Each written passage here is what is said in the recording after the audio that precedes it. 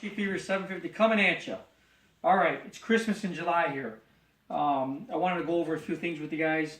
As you know, anybody that's been following my Banshee zx7r build, you know, we've had it for a while. Got done doing a lot of the grinding and welding and fabbing. A lot of the things I did, if you've been following, were testing and tuning. You know, where you take an exhaust pipe and exhaust system and you weld it, you fab it, and you test it, make sure it doesn't crack, make sure it's where you want it to be. You might have to take it apart again, grind, weld, and get it perfect. So I'm pretty much through with all that on this Banshee zx7r build. So, if you guys have been following up with me, 10 weeks ago on April 25th, I sent all the parts out for chroming. Not all of them, just what I can take off the Banshee quickly without making it too big of a project. So I've been waiting 10 weeks. So it's Christmas in July for me. I got the phone call from Courtesy Metal Polishing. And I stopped what I was doing. I ran over there and I grabbed all my stuff. And I'll tell you what, it's a bit pricey. This video is intended to help you with your chroming, your powder coating, or anything that you're doing on your street bike powered ATV. Once you get past all that grinding and welding and fab stuff, now it's time to bling it out. So I'm going to go over a few things with you. As you can see, you guys followed up on the exhaust header. I had a ceramic coat there. The chromers, it's a kind of a dying art. California may have more of them than we have here. But they won't touch a used exhaust system because they will contaminate their chrome tanks. And then they'll be down. And they won't make money. So it's not worth it for them. But to ceramic coat the pipes was about $163. Okay? Which, not too bad. Okay? So, what we got here is my battery box. I built this years ago. I made it out of nothing. It was out of scratch, just out of pieces of metal.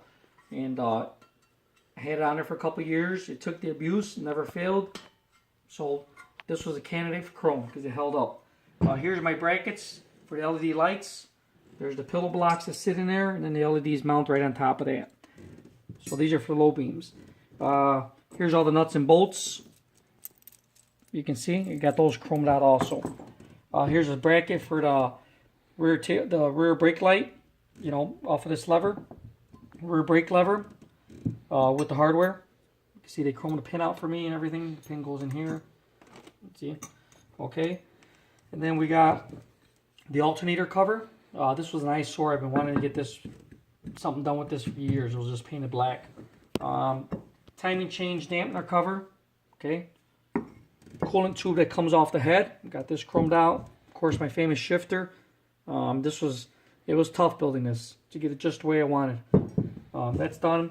The nipple and the water pump cover. As you can see, I got that all chromed out. That's gonna look real nice. Various brackets for the tail section to hold up my LED light. That's all chromed. Timing key cover. This is sits on the side of the engine. This is gonna be a nice touch. Clutch cover. I've got to order the fisheye. I broke it taking it out. I may have a spare one. I'm going to see if I can put one on there. But you know what? You're better off just putting a new one on and being done with it. And then the best part, my 6-pack rack. He had a hard time doing this. This alone was $125 just to chrome this out. He had to put a lot of nickel on here. He says, or a lot of copper. If I was to nickel plate this, remember it's aluminum. He says when you nickel plate them, they sit in a tank in the bath for about 8 hours. And it's actually the electricity current that's going through the water with the nickel, it's pulsating. So he says it's easier to nickel plate. You get a better job when you've got a lot of curves and radiuses like this. He says chrome, you dip it in for 15 seconds. You flip the power on, flip it off, and you pull it out. He says what he did was he applied many coats of copper. And he says with the chrome, what he had to do was put it on high, low, medium, and then high. And he says what that does is it activates the particles and makes them kind of move around, and it'll get, you know, these little spots that are hard to get. So that turned out really well. My famous 6-pack rack. I think the Banshee looks better without them. But if you've ever had one, you know what it's like to bring your favorite beverages along with you. And you know, when you're running a street bike powered ATV, I'm gonna tell you what, I says, you work up an appetite and you work up a thirst. There's no doubt about it. Anyway, so that's what I got. All my parts came in. If you watched previous videos, you'll see I've got plastics in, the custom paint job, you know, the seats. So it's really going to start coming together. It's been a lot of work, and I'm finally at the point where this winter I'll probably do another strip down and chrome out my A arms and all this other stuff. But one thing I want to note is it's not cheap. It adds up. I think I was at let's see, 550, 650, 675, about $900 just for this chrome and ceramic coating. Just for what you see on the tables, that's about $900 right there.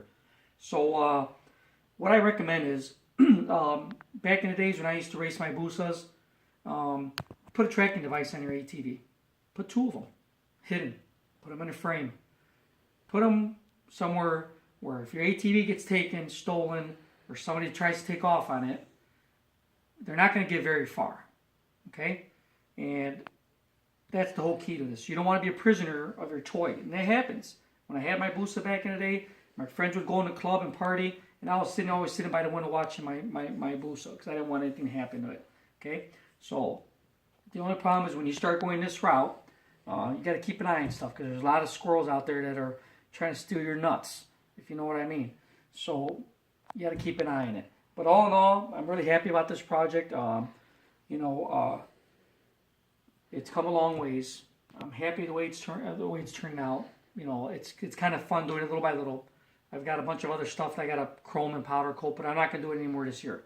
This year I just need to get some riding done because I've had 10 weeks of just sitting there riding regular ATVs with single cylinders, or you know, I've got another Banshee hanging around, a 2-stroke Banshee. I ride that around, but usually that's for my kids, and they ride that around the most. And you know, but I like my ATV. I built it for myself. It's made for me, so that's pretty much what I like to ride is my street bike powered Banshees. So, anyways, just a quick update on the chrome situation. Next video will be of not me bolting the stuff on, but I'll make another video of all the stuff on there. You know, once it's all chromed out and running. And I got a GoPro, so maybe we'll get some videos. So like, subscribe, go back and look at some of the previous videos of the build. For all you guys out there that are building a Banshee, you know, I've had people ask questions. I'll help you out with your questions with whatever, you know, motors you're doing or gearing. But look through all the videos before you ask questions, and there's a ton of stuff I've put on there. There's like 60 videos of this stuff. So it'll help you out. So, you know, I pull a lot of info out of the internet. So I'm just trying to give a little bit back.